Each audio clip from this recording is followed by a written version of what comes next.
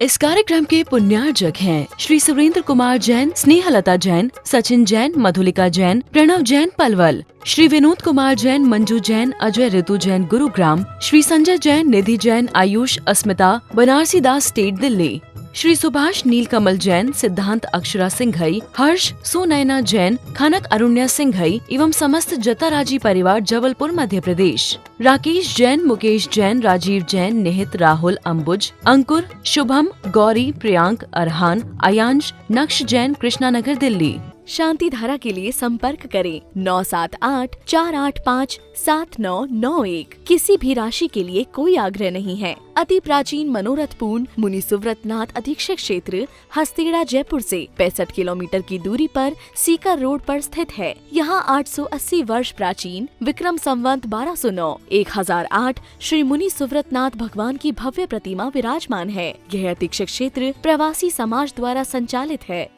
श्री सागर सविता जैन, ऋषभ विहार दिल्ली, श्री सिद्धांत जैन, प्रेम शांति apartment, civil line Delhi. तीन भुवन में सार बीते रागे विज्ञानता, शिव स्वरूप शिविकार, नमः त्रियोग समारिके। आध्यात्मिक कविवर पंडित दौलत राम जी के द्वारा रचित छेढाला ग्रंथ का स्वाध्याय किया जा रहा है। तीसरे ढाल की चर्चा प्रारंभ हो चुकी है। तीसरी ढाल में निश्चय मोक्ष मार्ग की उत्कृष्ट चर्चा करने के बाद अब व्यवहार मोक्ष मार्ग की चर्चा का मंगलमय शुभारंभ किया जा रहा है। व्यवहार मोक्ष मार्ग के अंतर्गत सबसे पहले व्यवहार सम्यक दर्शन की सार्थक चर्चा तीसरे छंद से प्रारंभ करते हैं।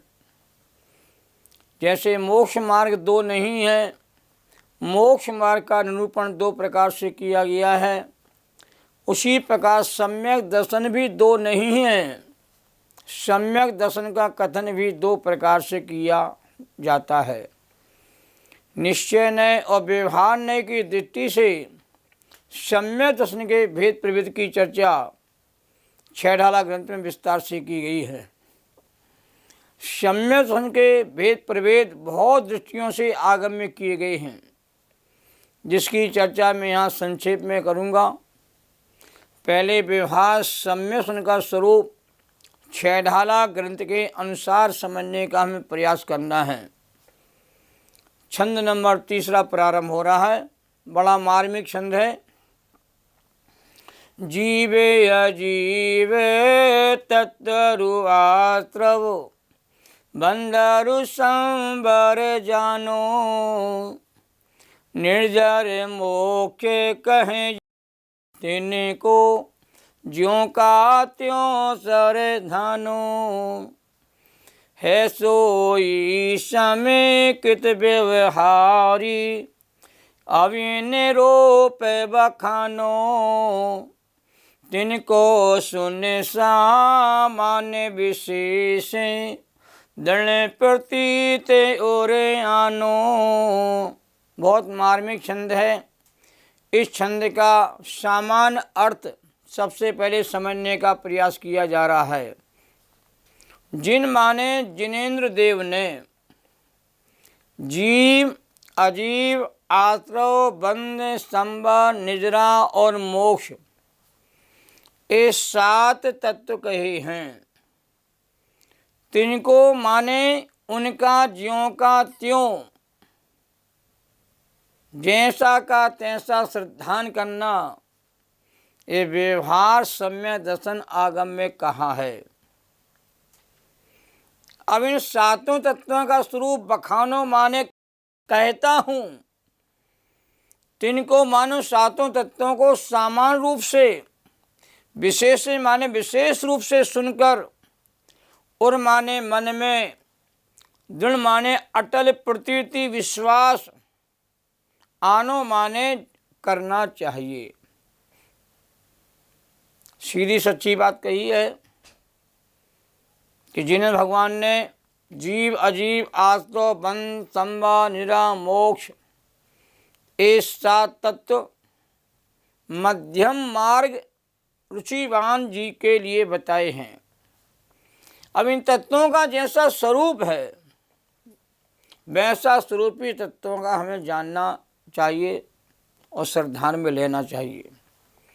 इस छंद में ज्यों का त्यों श्रद्धानो, ये जो पंक्ति दी गई है ये बहुत मार्मिक है, क्योंकि दुनिया के लोगों को सात तत्व के नाम याद हो जाते हैं, सातों तत्व के लक्षण भी याद हो जाते हैं, परिभाषा भी याद हो जाती है, उनके भेद प्रभेद भी कहते याद हो जाते हैं, पर ज्यों का त्यों श्रद्धान जीव के द्वारा नहीं हो पाता। और ज्यों का त्यों श्रद्धान नहीं करेंगे तो तत्वा श्रद्धान जीव का सम्यक नहीं होगा। इसलिए आचार्य उमा स्वामी देव ने लिखा तत्वा श्रद्धानम सम्यक दर्शनम। तत्वा श्रद्धान को सम्यक दर्शन कहते हैं। भाव सहित भाववान का श्रद्धान ही सम्यक दर्शन है। तत्व के श्रद्धान का नाम सम्यक नहीं है, अर्थ के श्रद्धान का नाम भी सम्यक दर्शन नहीं है, तत्वार्थ श्रद्धान का नाम सम्यक दर्शन है।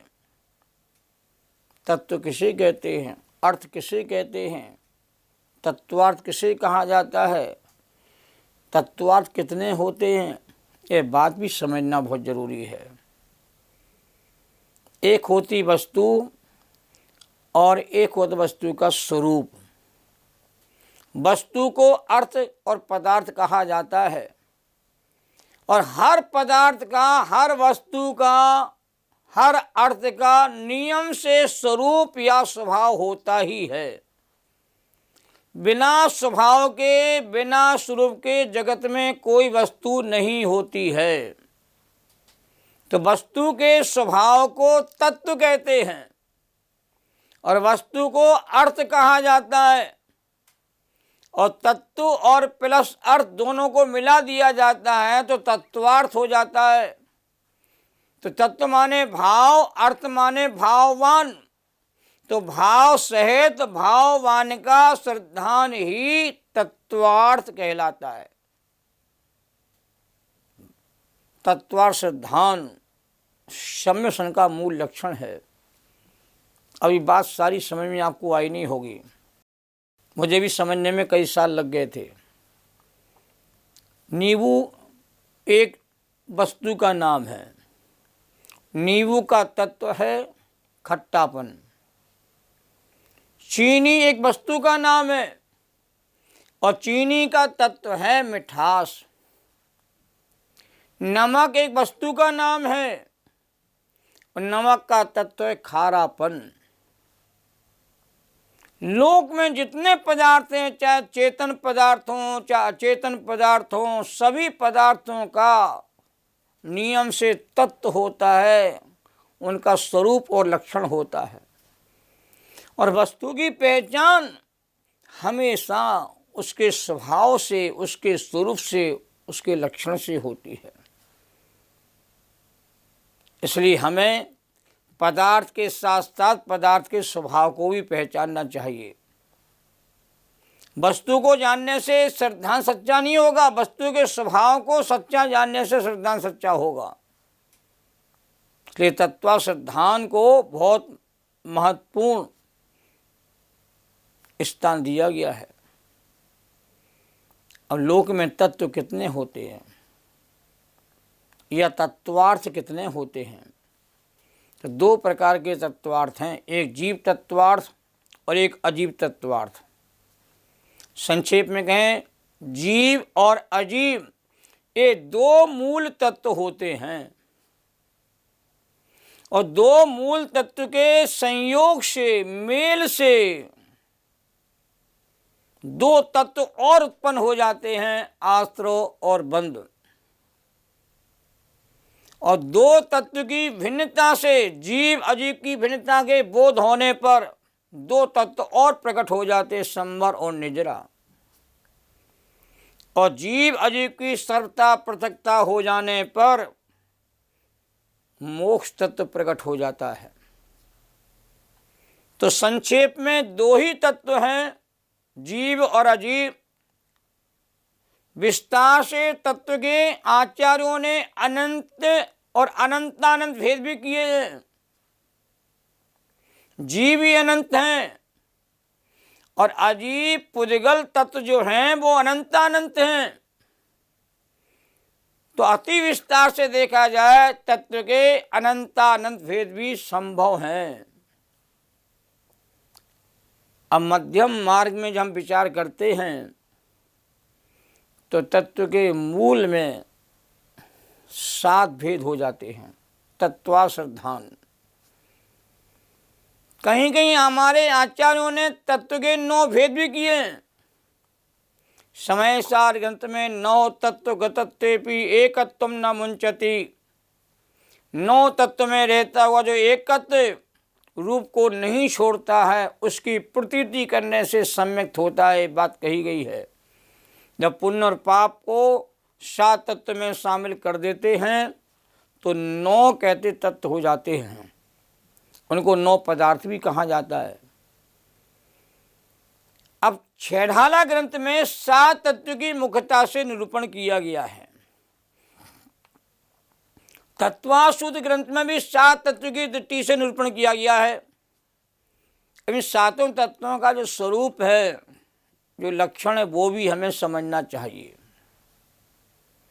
जीव तत्व को आत्म तत्व भी कहा जाता है। जीव का स्वभाव ज्ञाता दृष्टा है, जानना देखना है।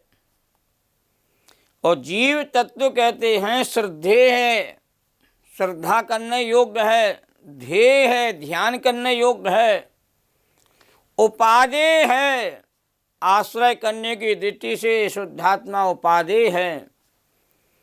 और जीव की सत्ता कहते अनादि अनंत है। अनादि काल से जीव है, अनंत काल तक जीव रहेगा। जीव की उत्पत्ति नहीं होती है और जीव का विनाश नहीं होता है। और संख्या की दृष्टि से विचार करेंगे तो जीव की संख्या कहते हैं अनंत कही गई है। जो ज्ञाता दृष्टा है, जानता है, देखता है, जाननहार है, देखनहार है, उसको जीव तत्व कहा गया है। जो जीव शक्ति से जीता था, जीता है और जीता रहेगा, उसको जीव तत्व कहते कहा गया है। और जीव तत्व अनंत गुणों से संपन्न है, अनंत धर्मों से संपन्न है, अनंत शक्तियों से जीव तत्व शोभायमान होता है। और ऐसे जीव तत्व की जब शुद्ध प्रतीति होती है तो जीव को सम्यक श्रद्धान होता है। दूसरा तत्व है अजीव तत्व। ना जीवा सो अजीवा, जो जीव नहीं है उसे अजीब कहा गया है। और अजीब तत्व भी अनादि अनंत है, अनादि से अनंत काल तक रहेगा। जीव तत्व को अनात्मा भी कहते हैं कि आत्मा से शून्य है वो। जीव तत्व कहते अचेतन भी है और जीव तत्व कहते ज्ञान का ज्ञेय भी है। और अजीव तत्व के 5 भेद होते हैं। पुद्गल, धर्म द्रव, अधर्म द्रव, आकाश द्रव, काल द्रव। ये 5 जो अचेतन द्रव्य हैं उनको अजीव तत्व में शामिल किया है। पुद्गल, धर्म, अधर्म, आकाश, काल, ये 5 अजीव तत्वार्थ के भेद हैं। अब जीव अजीव का जब मेल होता है, जीव अजीव से प्रभावित होता है तो 2 नए तत्व पैदा हो जाते हैं, आश्रव और बंध। आश्रव माने होता आना। कर्मों के आने का नाम आश्रव है। राग, द्वेष, मोह आदि विकारी भावों के आने का नाम भाव आश्रव कहा जाता है। ज्ञानावरणादि कर्मों के आने का नाम द्रव्य आश्रव कहा जाता है। आश्रव करने वाले जीवों को बहिरात्मा भी कहा जाता है। और आश्रव तत्व कहते हैं हे तत्व में गर्भित होता है, छोड़ने योग्य है। आश्रव तत्व की सत्ता अनादिकाल से है, पर भव्य जीव के आश्रव तत्व का अभाव हो जाता है, इसलिए आश्रव अनादि शांत है। अभव्य जीव की दृष्टि से आश्रव को अनादि अनंत भी कहा जा सकता है। जो आएगा वो नियम से मिलेगा। तो जीव और कर्म के प्रदेशों का परस्पर में मेल होना, मेल मिलाप होना, दो द्रव्यों का परस्पर में मेल मिलाप की प्रक्रिया को बंध कहा जाता है।